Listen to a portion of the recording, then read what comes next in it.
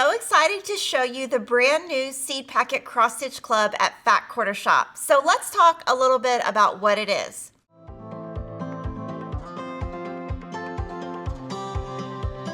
This is a monthly cross stitch club starting in January 2025, and it's 12 months. And when you sign up for the club, you get the pattern and 7 classic Colorworks floss skeins every month through December. Each pattern centers on a beautiful flower seed packet, from daisies to zinnias. You're going to want to go to Fat Quarter Shop for all the details, and now I'm going to show you how you turn your gorgeous cross stitch into an easy, elegant piece that you can keep out all year long. So here's our cross stitch design, and we have come up with a really cute way to display this each month. Today I'm going to show you how to finish this cross stitch on a 7" by 9" walnut wood shelf sitter that we designed especially for this series. It's flat on one side, open on the other, and it can sit upright or lay flat as part of a tiered tray. Today I'm going to show you how to mount your monthly seed packets on the flat side. Now also, to correspond with each pattern, we have a Fat Quarter Shop exclusive finishing kit that has an 11 by 13" Osnaburg piece and a 29" piece of rickrack that are all hand dyed by Lady Dot Creates, and she custom did the colors to match each of our monthly pieces. You also need sticky board for this, and you can either buy one 11 by 14" sticky board or two 8 by 10" sticky boards.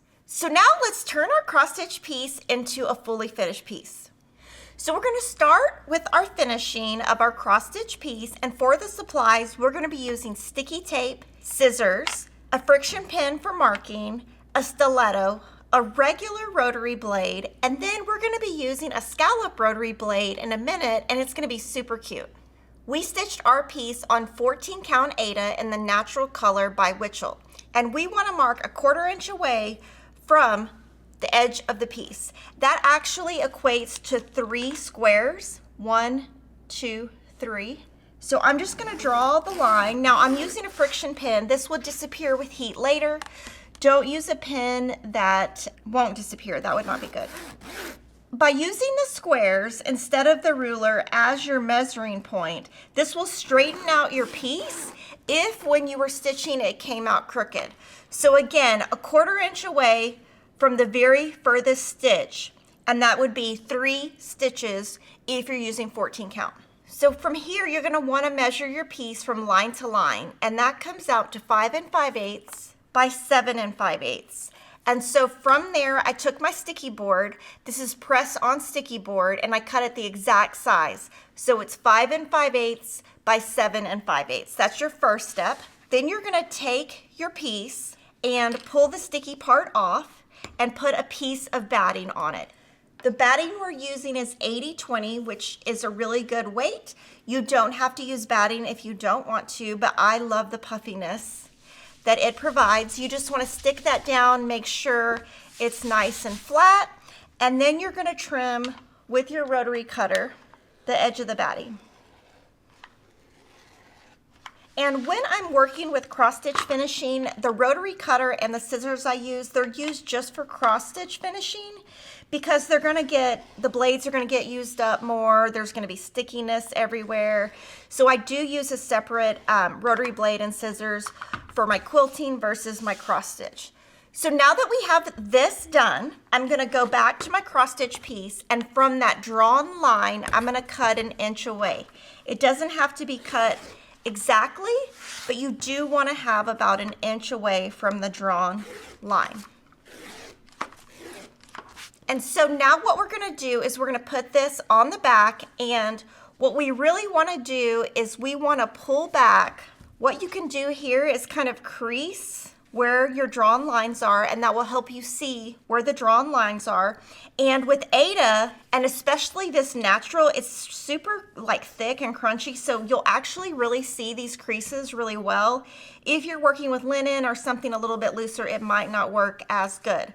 But now you can see those lines. Put the batting face down, and you can see it fits right in there. And then what you want to do is mount this down, and we're going to be using sticky tape to do that. So to finish, we like to do 2 opposing sides at the same time. So you can either do the top or the side, either one, doesn't matter. And this is Itzoema cross stitch finishing tape. You want to place that down. I probably should have got that a little bit closer to the edge. It's hard for you to see. And then from here, once you get your tape down, we like to use a stiletto. You can use your fingers, you can do whatever. We just find this is a little bit quicker. And with this stiletto, we only use it with the cross stitch finishing. So what I'm going to do here is I'm going to gently press here, not all the way down, just on the edge. I'm going to pull it taut, and then I'm going to look on the front. And then what I'm looking is to make sure it's even. So 1, 2, 3, 1, 2, 3. It looks really even. Then from here, you want to do the sticky tape. It's really important that you go edge to edge. If you don't go all the way to the edge, part of your corners might start flipping up as close to the edge as you can get it. So then you're going to use your stiletto to pull this up, and it's going to be a little bit tougher because you're not on the sticky board, you're actually pulling up from the Ada, so it might take a couple of times for it to work. Now from here, we're going to treat this like a present. We're going to turn this into a 45-degree angle, press, and just pull that over. And don't pull it all the way down. Just pull it a little bit so you can easily redo it if you want to. Go to the other side, and then you want to pull that straight. And then you can see it's not perfectly straight, but it is started. I'm going to do the other side. I will pull this stronger in a little bit, but before I do that, I want to make sure that it's even before I do all of that. So ignoring the edges, like you want to ignore these edges right here because you're going to pull that tighter. You just want to make sure right here you're even, and I'm pretty sure we are. So here, this is where you finagle the edges. From here, you want to pull, and that's why it has to be right. That's why that sticky tape has to be all the way to the edge, because it needs something to stick to, and you just need to pull the edges tighter because there's an extra layer right there. And then it looks really straight, but then here, you're going to pull this down. And right here, you can see it's kind of bulky right there. You just want to pull this with your finger, and right here, we just need to pull this further back. And then just, if you feel like one of the corners isn't right, you can just pull that sticky tape. And then from here, you'll take your iron and just steam it so your line comes off of your drawn line. So now we have the cross stitch finishing piece done, and we're going to move to our finishing piece, and we're going to work with our Austenberg fabric first, put this down, and then add our rickrack. So now we're going to be using the Austenberg fabric, and this is from Lady Dot Creates, and I want to talk about this fabric for a little bit. It's much thicker than a quilting cotton, and that is why we picked it, so it would work with the scallop. If you're just using a regular quilting cotton, I don't think your scallop is going to stay as great, and you're going to be cutting this piece 6.5 inches by 8.5 inches. So when you put your blade on, you need the bumps to be coming up on this side, and when you cut, you should be getting full scallops like this. If you are getting kind of dinky scallops like this, you have your blade on wrong. Okay, so this, I would say practice with this before you go to your piece. You want to make sure you're straight up and down, you're not angled. If you're angled, you're gonna chip into your ruler, and you really have to press hard because this is a thicker fabric. So I would practice a couple of times before you cut your actual piece. And once you start cutting, you can't start recutting because it's gonna start a different scallop. So you have to make that full cut for this to work. So like I said earlier, we're gonna cut this 6.5 by 8.5. So I am going to cut a straight edge. Now I'm gonna cut as close to the edge as I can in case I need to make a recut. And again, straight up and down, slow and steady. And it comes out a lot better when you have done that practice cut. So since I have an 8.5 inch ruler, it's gonna be easier. I'm gonna put that edge of the 8.5 all the way on the outside of that scallop. So we're not gonna measure from here, we're gonna measure from here. And again, you want to just go slow, steady.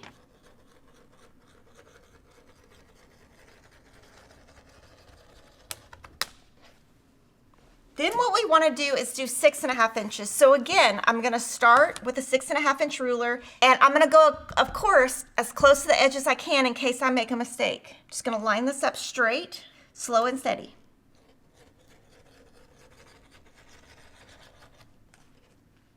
So again, we're going to measure from the edge of our scallop and cut.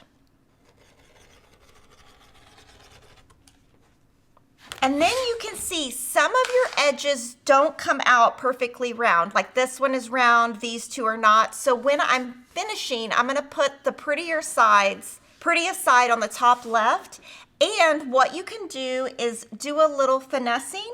If you want, you could just chop a little piece off so it looks a little bit more round and it'll be a little bit prettier. There isn't a way to make it perfectly straight where if you started an exact part, it comes out exact. Here, it's pretty noticeable. Once you get your piece done, it won't be noticeable. And now we're gonna work with our shelf sitter that's available exclusively at Fat Quarter Shop. We're gonna take this and this. And like I said, our rickrack is going to be last, and it's totally optional. If you're not comfortable with the rickrack, you can just do these two pieces. Okay, so if you put your Ausenberg fabric down with glue, it's not gonna look good. We tried it, it doesn't work because you're gonna have the lumpiness on your fabric. So you're gonna take another sticky board and you're gonna cut it 1/4 inch smaller than this piece. So this is gonna be 6 1/4 by 8 1/4. So you want this to cover completely where none of your sticky board is showing through above your scallop. So we did 6 1/4 by 8 1/4. If anything's showing, just trim it a little bit smaller. And then you're gonna take your stiletto and remove the edge and then very carefully position this. So again, I've got my funny ends at the bottom. I'm gonna place this down very carefully, and doing it from the back is easier. And once you put it down and you make sure nothing is peeking through, then you can press down. And one thing that's great about this fabric is it's got texture to it. So if it's not exact, it's not going to be as noticeable as it would be with quilting cotton. Now we're going to take this piece, we're going to hot glue the back and put this on our shelf sitter. And you can see it just fits right on there perfectly with our measurements. So we're going to use our hot glue gun, and what you want to do is you want to make sure it's super hot.